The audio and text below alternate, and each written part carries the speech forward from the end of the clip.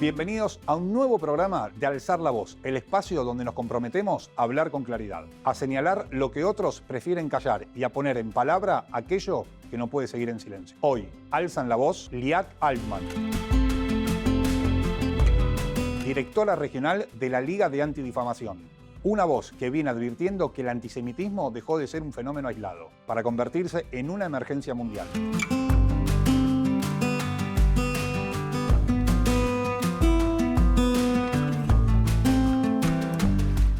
Marisa Torres. Una madre no judía, pero que vive de muy cerca el antisemitismo.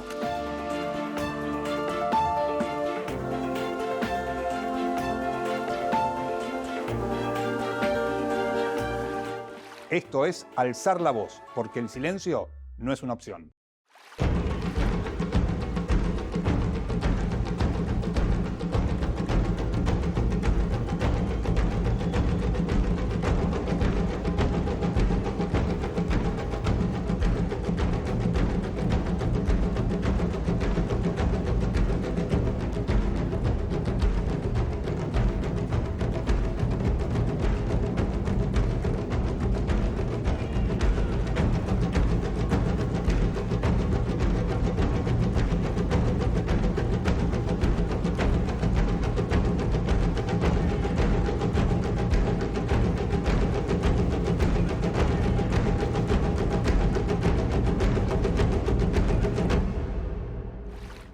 Una charla imprescindible con Liat Altman, la referente que viene siguiendo de cerca un estudio global que muestra un aumento inquietante de prejuicios y ataques antisemitas. Liat, bienvenida a Alzar la Voz. Un gusto tenerte, un gusto conocerte. Felicitaciones por tu trabajo y gracias por acompañarnos en este programa. ¿Cómo estás? Muy bien, Hernán. La que te tiene que agradecer soy yo, porque tu liderazgo, no solo en el mundo del fútbol y del deporte en Argentina, pero también desde aquel fatídico 7 de octubre que se nos vino el mundo abajo, eh, la historia de tu tía Ofelia, la tía de todo el mundo, la seguí con mucho detenimiento y realmente, bueno, el hecho de que esté en libertad es más que un milagro, pero al mismo tiempo el activismo, el tuyo, el de toda Argentina y todo el mundo para liberarla. Y bueno, como bien dijimos, todavía veo que tú también tienes tu pin para los secuestrados, que todavía quedan 3 en regresar. Para que todos sepan, ¿quién es Liat Altman? Uy, Liat Altman es una persona que tiene muchas identidades. Soy judía, soy hija de israelí, soy israelí también, porque mis padres son israelíes y me convirtieron en israelí desde nacimiento. Nací en Bogotá, Colombia. Viví en Caracas, Venezuela, donde me formé. Vine a Estados Unidos hace ya casi 31 años. Me casé, hice familia, hice vida aquí, primero en Nueva York, luego en el sur de la Florida. Trabajo para la Liga Antifamación, ADL por sus siglas en inglés. Es una organización que lleva desde 1913, más de 110 años, haciendo lo mismo que hicimos hace más de 100 años, lo hacemos hoy, que es combatir el antisemitismo y luchar por el trato justo para todos. Tenemos oficinas principalmente en Estados Unidos, pero también tenemos equipos como el mío, que trabajamos en América Latina, equipos en Europa, una oficina en Israel. Nuestro departamento cubre el antisemitismo en el mundo entero. ¿Y qué hace una directora regional para Latinoamérica en la Liga contra la Antidifamación? Muy buena pregunta. Estoy en constante comunicación con todas las comunidades judías de América Latina, las comunidades que representan, digamos, todo el tema del antisemitismo, porque dentro de lo bueno de todas las comunidades de judías de América Latina es que están muy bien organizadas, tanto en la parte religiosa como en la parte de vida judía interna, y también siempre tienen un departamento, un grupo, una persona que se encarga del tema del antisemitismo. Estoy en constante comunicación con ellos. Nosotros, por lo general, escuchamos lo que está sucediendo en cada comunidad, sea un incidente antisemita, sea una necesidad de educación, sea el tema del holocausto, y tratamos de trabajar en conjunto para poder llevar a cabo ese programa o para denunciar un incidente.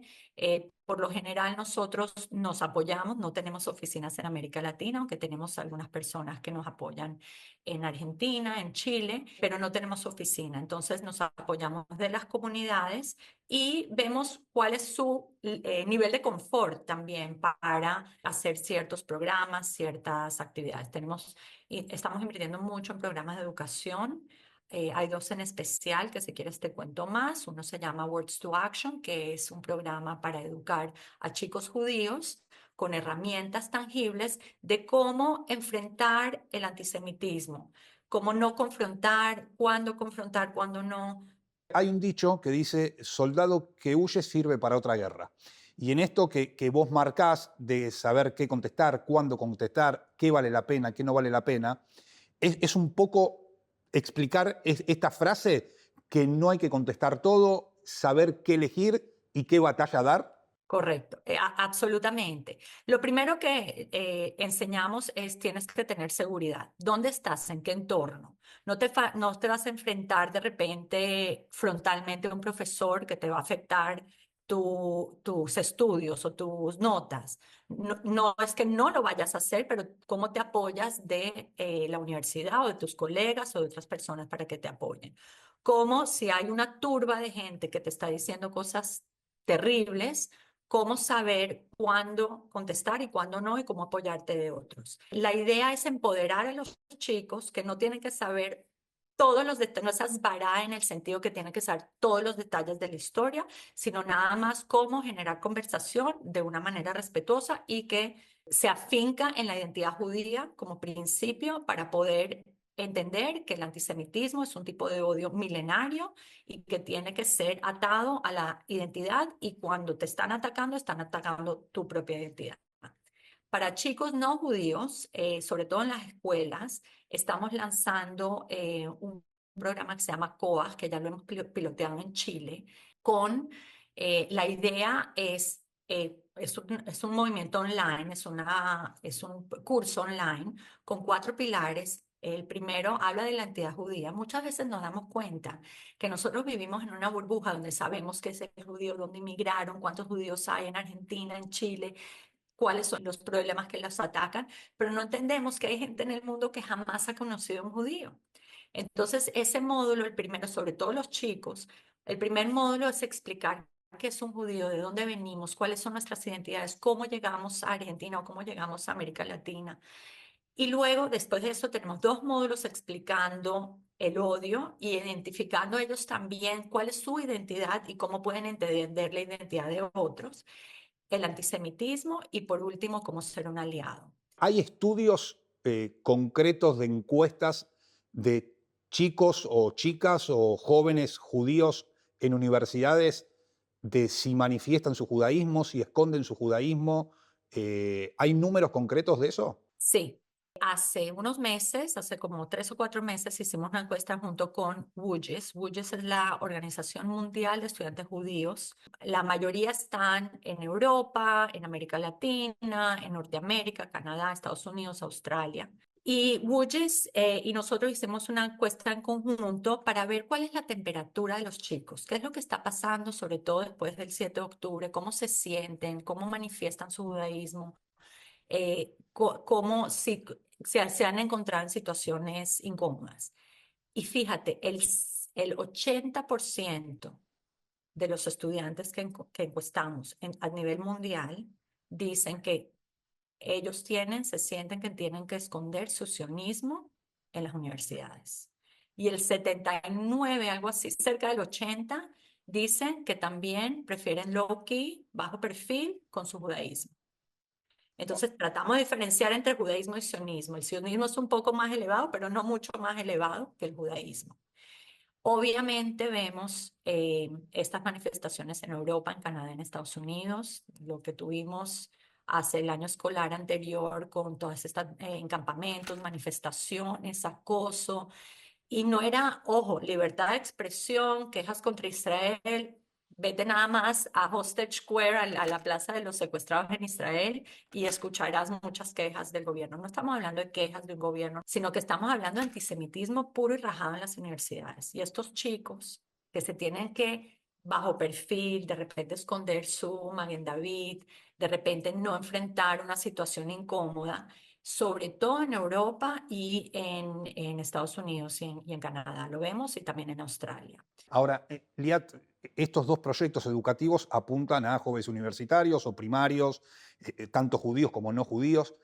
¿Y qué se hace con los adultos? Nosotros, la manera como abordamos el antisemitismo es de tres formas. Educar, que ya te expliqué, también educación de holocausto, somos muy fuertes en educación de holocausto junto con Yad Vashem y Shoah Foundation. Abogar, que quiere decir esto, lo que te digo, políticas públicas. ¿Cómo hacemos para que en cualquier país del mundo hayan unos lineamientos que sigan los países para poder abordar el tema del antisemitismo?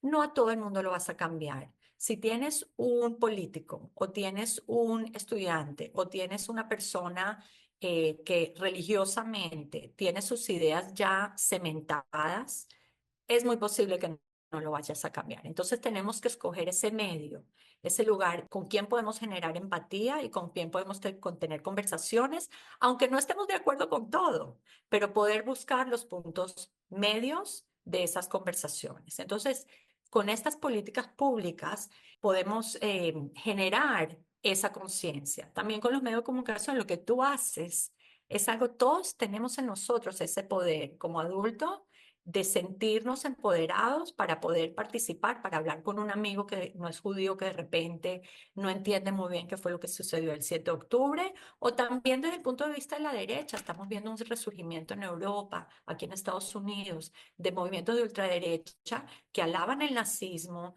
que alaban la supremacía blanca, que son sumamente peligrosos y lamentablemente es donde se encuentran lo que llamamos el horseshoe, el imán de los caballos, ¿no? Que se juntan con el tema del antisemitismo. Y la tercera manera como nosotros abordamos el antisemitismo es con la investigación. Y ahí va lo que estamos contando de la encuesta que hicimos con Woolges para jóvenes. Tenemos una encuesta global que se llama el Global 100, que es una encuesta que hicimos junto con la compañía Ipsos en 103 países del mundo para medir el antisemitismo en cada uno de esos países. Y los resultados fueron espeluznantes. La última vez que hicimos esa encuesta fue hace 10 años. Ahora, 10 años después la hicimos. Se ha duplicado el nivel del antisemitismo. El antisemitismo se manifiesta casi en mitad de las personas que encuestamos, en 46% de la población a nivel mundial, que significa que 2.2 miles de millones de personas tienen actitudes antisemitas. ¿Y qué hablan? ¿Cuáles son esas actitudes? Que los judíos hablan demasiado del holocausto, que los judíos controlan los medios de comunicación, que los judíos controlan los gobiernos, que los judíos son más leales a Israel que al país donde viven, etcétera, etcétera. Si respondes a las 11 preguntas de manera afirmativa, a más de 6 consideramos que tienes tendencias antisemitas. Y es muy interesante ver en cada región del mundo cómo caen estas actitudes antisemitas. Pero lo importante es que con esta investigación podemos tener data. Tenemos que saber cuál es el problema para poder atacarlo, para poder hacer políticas públicas. Así que de esas tres maneras abordando, volviendo a tu pregunta, no creo que vamos a cambiar a todo el mundo, creo que tenemos un problema de números, somos 15 millones de judíos en el mundo, mitad de los cuales viven en Israel, eh, y estamos hablando de una población de 8 billones, de las cuales la mayoría entre cristianos, musulmanes, budistas, ni siquiera conocen judíos, y es nuestra labor tratar de penetrar lo máximo posible tanto en políticas públicas como en medios de comunicación para poder explicar quiénes somos y por qué somos tan resilientes. Liat, muchas gracias por tu tiempo, por tus conceptos, por tu claridad y ojalá que, no sé si vamos a poder vencer el antisemitismo, pero tal vez reducirlo, neutralizarlo y que todos podamos vivir en paz. Así es, Hernán. Muchísimas gracias a ti y a todo tu equipo, que es maravilloso.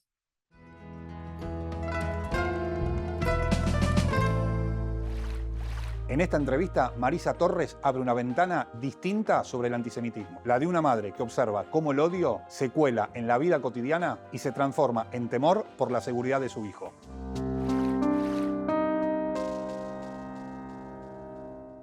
Marisa, bienvenida a Alzar la Voz, un gusto tenerte. Sos mamá de un chico de Ort de 18 años que tuvo que pasar una situación o vivir algunos episodios o momentos muy difíciles que se dieron a conocer y fueron de notoriedad pública, con aquel colegio donde hubo cantos y manifestaciones antisemitas. ¿Cómo viviste eso como mamá y cómo lo vivió tu hijo como un chico que fue a disfrutar de un viaje de egresados? En el momento fue shock, en mi caso, en mi hijo enojo, y después fue una mezcla entre bronca y tristeza, a medida que uno lo va procesando. Este grupo vino ya desde el inicio, así como con roces, pero nosotros habíamos contratado para que los chicos viajen Madrigín, que son la gente que hace la seguridad y cuida a la gente de la colectividad. Entonces ellos lo manejaron la verdad que muy bien. Y este video se conoció ya cuando los chicos vinieron, ya estábamos acá, ya estaban ellos acá. La primera impresión para el grupo de algunos de los que yo tuve conocimiento, que mi hijo me cuenta más, fue de enojo, de furia, como querer hacer justicia, como que ser oídos. Pues cuando hablé con la Madrigini me dijo, con la Vitascol me dijo de que ellos ya habían listado la denuncia porque ya había habido un episodio la última noche en Bariloche. Es como que eso también calmó. Entonces, tanto el colegio, sé que el colegio como la Vitajones y la gente de allá se ocuparon muy bien de instar las instancias y mover los engranajes que debían ser movidos. Pero para los chicos fue muy duro y para uno como mamá también, porque mi hijo estaba en casa, tranquilo, seguro, a salvo, pero siempre quedó la duda de ¿y qué pasaba así? Porque el hecho de la última noche, que fue un dicho violento hacia uno de los chicos cuando le dijeron que a los judíos no debían pedirle permiso, fue para casi los 200 chicos, fue bastante reactivo y por suerte no pasó a mayores y llegaron todos bien acá. Y te pones a pensar qué hubiese pasado si esto se hubiese hecho en su presencia o ellos hubiesen tenido conocimiento en Bariloche. Obviamente Bariloche no estaba blindada para solamente los chicos de Hort. Recién hacías mención y decías y mencionabas la palabra, hubo algunos roces o hubieron algunos roces. ¿Eso fue durante el viaje? ¿Se dio permanentemente? ¿Había algún episodio todos los días? Mira, lo que me dijo mi hijo fue, lo primero ya fue en el aeropuerto por una cuestión de que los chicos, como eran mayoría, tenían mucho más lugar para despachar valijas y bueno, había gente que se había pasado con el peso, repartiendo el peso de las valijas y eso como que hubo así como algunos dichos, pero no pasaron a mayores, los separaron y o sea, ellos, Ort fue el último que entró al avión también para evitar esto. Eran tres colegios. Entonces, estos chicos estaban en el fondo, el segundo colegio estaba en el medio y los chicos de la O, que eran como 200 en la parte de adelante del avión. Los roces eran indirectas, pero los chicos la verdad que en ningún momento reaccionaron. Por ahí si estaban en no sé, si había Fórmula 1 ese fin de semana o partido, Champions, la verdad que no sé.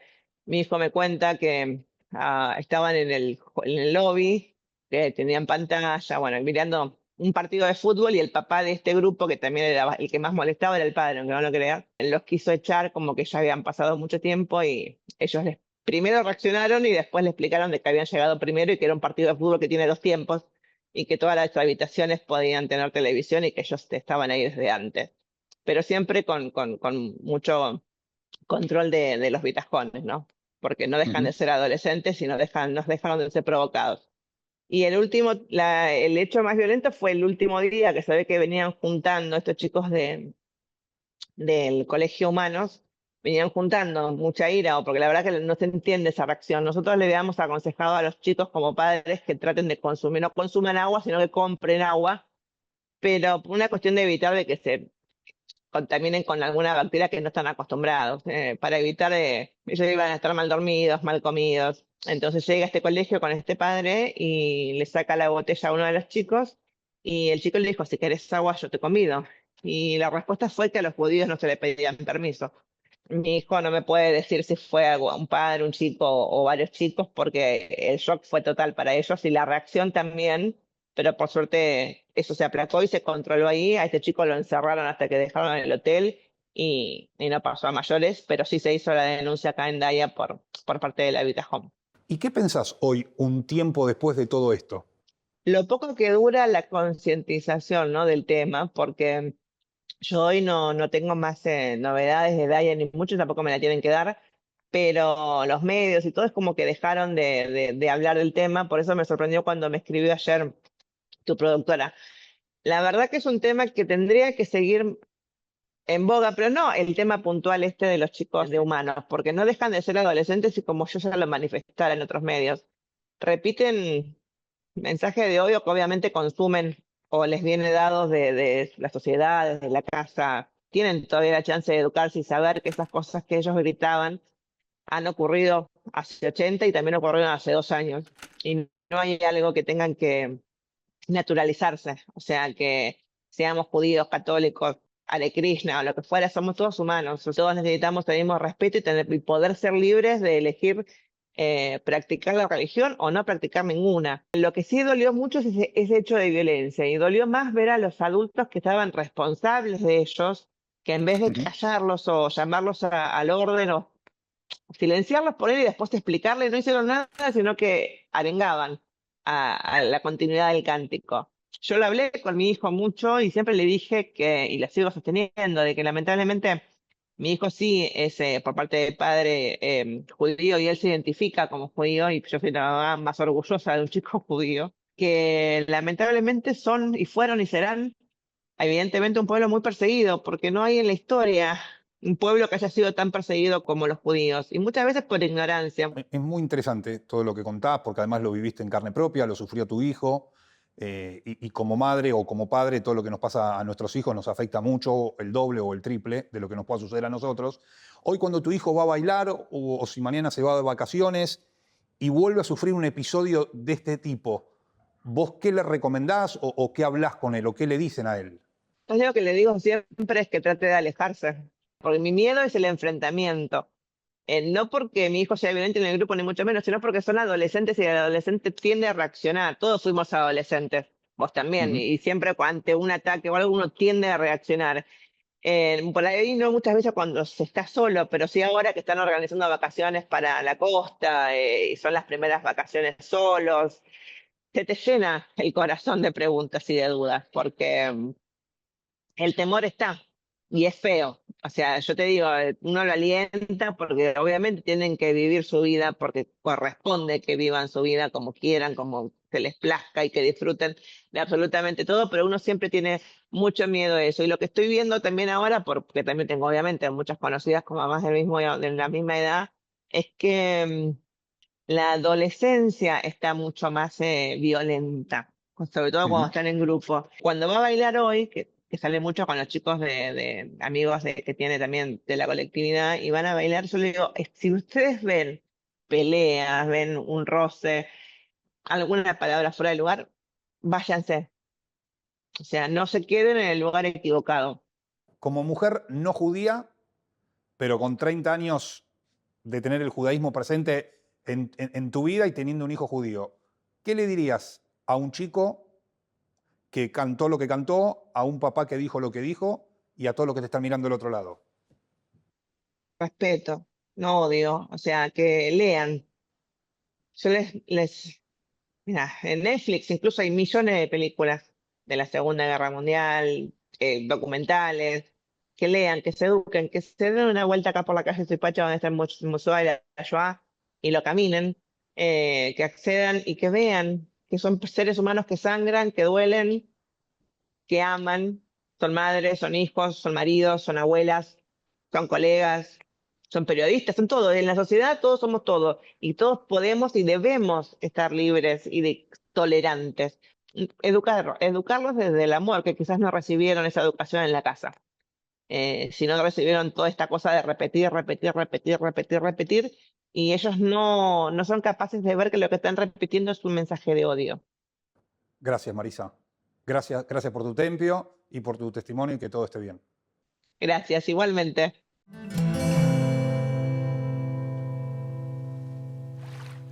Llegamos al final del programa y nuestro compromiso está más vivo que nunca. Desde este espacio vamos a seguir alzando la voz hasta que el último cuerpo de los secuestrados vuelva a casa. Que nuestra voz no calle hasta que la justicia, la memoria y la dignidad sean restauradas.